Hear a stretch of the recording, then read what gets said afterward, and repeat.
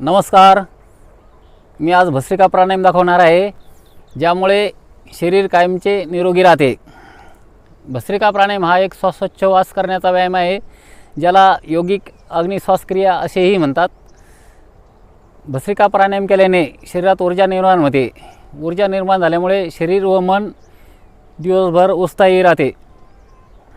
भस्त्रिका प्राणायाममध्ये मोठ्या प्रमाणात ऑक्सिजन घेतला जातो व तीव्र गतीने कार्बन डायऑक्साईडचे उत्सर्जन होते. म्हणजे मोठा श्वास घेणे आणि फास्ट श्वास सोडणे.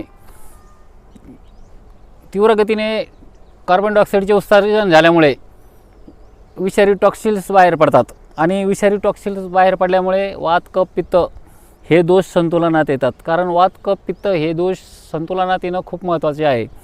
जर वात दोष जर वाढला तर शरीराच्या अर्थरायटिसच्या समस्या येतात, म्हणजे अंगदुखीच्या.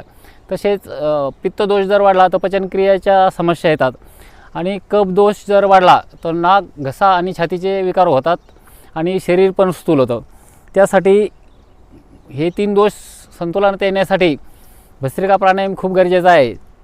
आणि भस्त्रिका प्राणायामने विषारी टॉक्सिन्स बाहेर पडतात, शरीर हलकं वाटू लागतं. भस्त्रिका प्राणायाम केल्याने श्वसन क्षमता म्हणजे श्वसन नलिकाचा व्यायाम होतो. त्यामुळं फुफ्फुसांची श्वसन क्षमता वाढते. फुफ्फुसांची श्वसन क्षमता वाढल्यामुळे दम लागणे किंवा बरेचसे रात्री झोपेमध्ये घोरतात, ते घोरण्याच्या समस्या कमी होतात. तर भस्त्रिका प्राणायाम कसा करायचा आहे तर मी दाखवतो. भस्त्रिका प्राणायाममध्ये अशा या आसनामध्ये बसलं तरी चालतं, पद्मासनामध्ये असं बसलं तरी चालतं आणि या प्रकारे करायचं आहे. बघा,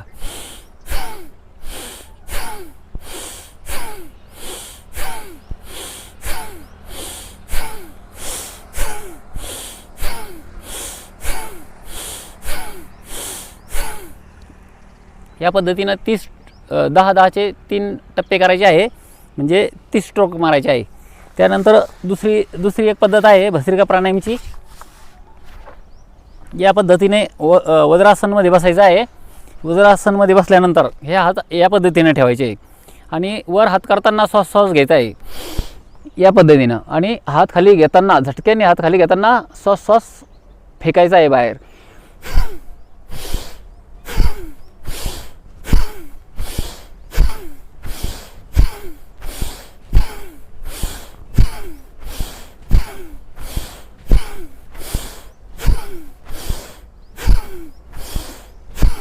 या पद्धतीने.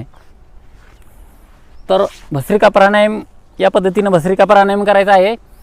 तर भस्त्रिका प्राणायाम गरोदर स्त्रीने भस्त्रिका प्राणायाम करायचा नाही. तसेच ज्यांना उच्च रक्तदाब आहे त्यांनी पण भस्त्रिका प्राणायाम करायचा नाही. आणि ज्यांना हृदयाच्या गंभीर समस्या आहे त्यांनी पण आराम पडेपर्यंत हा भस्त्रिका प्राणायाम करायचा नाही. व्हिडिओ आवडला असेल तर लाईक करा, सबस्क्राईब करा.